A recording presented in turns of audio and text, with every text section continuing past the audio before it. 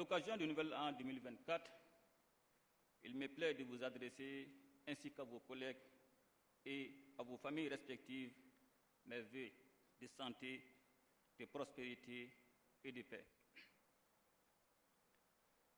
Les cérémonies de présentation de vœux, qui sont une tradition bien ancrée dans nos habitudes sociales et administratives, nous offrent l'heureuse occasion de passer en revue les réalisations et les écueils de l'année précédente pour mieux nous projeter dans la nouvelle que nous souhaitons pleine d'espoir et de stabilité pour notre pays. Mesdames et messieurs, la stabilité de tout pays dépend sans doute de celle de ses institutions. À cet égard, vous cristallisez l'espoir de tout un peuple. De par vos résultats respectifs au cours de l'année 2023, vous avez su montrer la voie du dévouement pour la nation. Les différentes épreuves auxquelles notre pays a fait face depuis le début de la transition ont été illustratives du rôle prépondérant des institutions, surtout en période de crise. Qu'il s'agisse du gouvernement, du Conseil national de transition, de la Cour suprême, de la Cour constitutionnelle et du Conseil économique, social, environnemental et culturel, aucune institution de la République n'est restée en marge du noble combat de la souveraineté. Bien au contraire, votre soutien constant a été déterminant pour l'orientation des réformes décisives initiées par la transition qui s'inscrivent à juste titre dans la marche de notre pays sur la voie irréversible de la souveraineté. La Cour des comptes, la toute nouvelle institution, augure d'un lendemain meilleur pour notre pays en sa qualité de juridiction supérieure en matière de contrôle des finances publiques. Son rôle est très important quant au contrôle de l'exécution des lois de finances et de l'évaluation des politiques publiques. Mesdames et messieurs, le vote des lois sur le secteur minier et sur le contenu local par le Conseil national de transition en août 2023 constitue une grande lueur d'espoir pour le bien-être du peuple malien qui a toujours souhaité que l'or du Mali brille en premier lieu pour les Maliennes et les Maliens.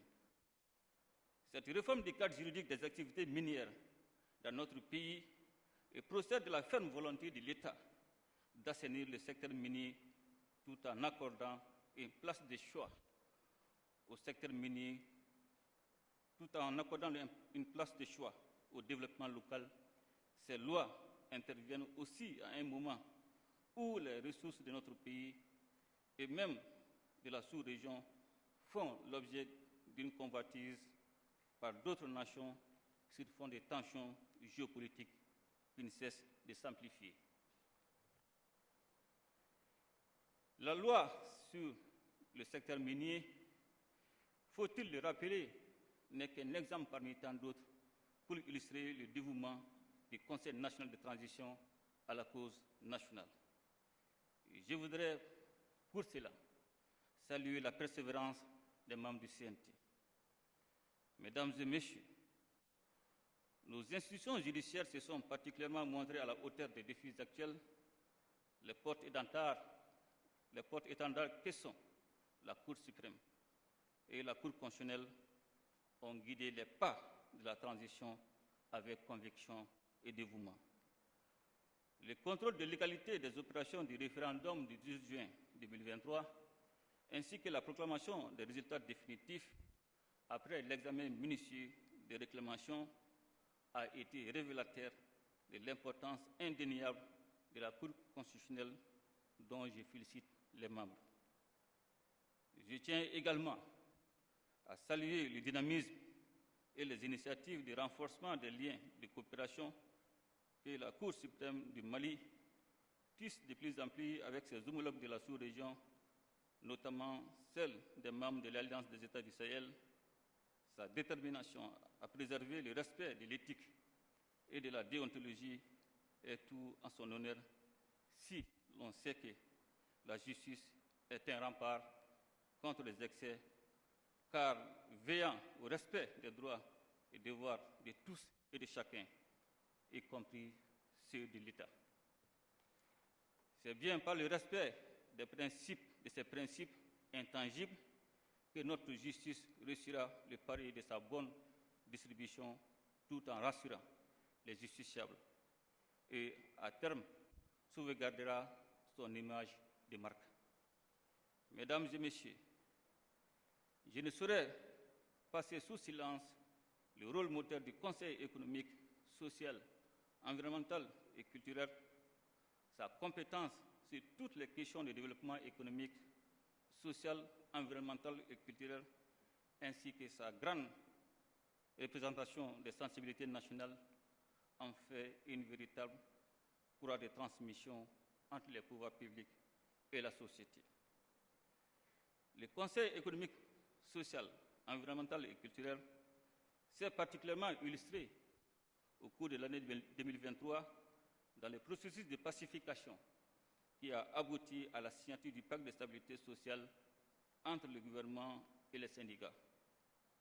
Ce résultat, apprécié de tous, vient en appoint des efforts quotidiennement déployés pour le bien-être des populations maliennes. Mesdames et messieurs, je voudrais saisir cette occasion pour féliciter le médiateur de la République pour les efforts consentis dans le domaine de la protection et la promotion des droits de l'homme et des citoyens, notamment l'organisation reçue de la 27e session de l'espace d'interpellation démocratique EID. Je félicite également le bureau du vérificateur général, l'Office central de lutte contre l'enrichissement illicite, la cellule nationale de traitement des informations financières, l'autorité de régulation des marchés publics et des délégations des services publics, l'Agence malienne de régulation des télécommunications et des postes AMRTP, l'autorité de protection des données à caractère personnel et la Commission nationale des droits de l'homme pour leur engagement dans la promotion des bonnes pratiques au Mali, gage d'un développement harmonieux. Je fonde beaucoup d'espoir sur les perspectives annoncées par la Commission de régulation de l'électricité et de l'eau créée en vue de dynamiser ces sous-secteurs. La réussite de ces missions contribuera fortement à résoudre la crise énergétique à laquelle notre pays est confronté. Les efforts accomplis pour davantage de progrès et de mieux-être relèvent de notre devoir collectif. À ces propos, j'apprécie hautement la qualité de l'accompagnement que chacune de vos institutions apporte au gouvernement dans l'accomplissement de sa mission exaltante.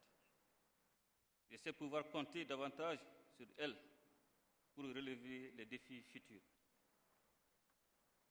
Dans le souci de prendre en compte les changements nécessaires à opérer pour l'adaptation des textes de loi, suite à l'adoption de la Constitution du 22 juillet 2023, une commission de relecture des avant-projets de loi a travaillé activement à cet effet.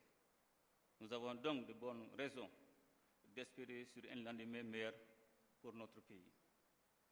Mesdames et messieurs, la lutte décisive pour la souveraineté que notre pays mène en ces moments difficiles ne doit nullement s'accommoder de compromissions au détriment de notre peuple. Bien au contraire, elle doit être une quête permanente pour satisfaire les besoins légitimes de nos populations. En conséquence, le Burkina Faso, le Mali et le Niger se sont regroupés au sein de l'Alliance des États du Sahel, AES, dans le but de mieux répondre aux attentes des peuples du Sahel, affaiblis par des décennies de manipulations extérieures, soutenues par des complicités internes. Ce faisant, le retrait des États de l'AES et de la CEDEAO demeure un signal fort et constitue une nouvelle ère, celle de l'émergence d'une véritable conscience patriotique face à la tyrannie des organisations régionales sous emprise étrangère. Dans un tel contexte, le rôle protecteur des institutions de la République revêt tout son sens. Mesdames et messieurs, Je vous invite et vous encourage vivement à lutter contre l'arbitraire d'où qu'il surgisse, tout en vous félicitant de votre dévouement constant au service de la nation. Je vous souhaite en retour une bonne et heureuse année 2024 dans la paix, dans la prospérité, dans un Mali pacifié et respecté dans le concert des nations libres. Ensemble, nous ferons le Mali Koura, qu'Allah bénisse le Mali et protège les Maliens.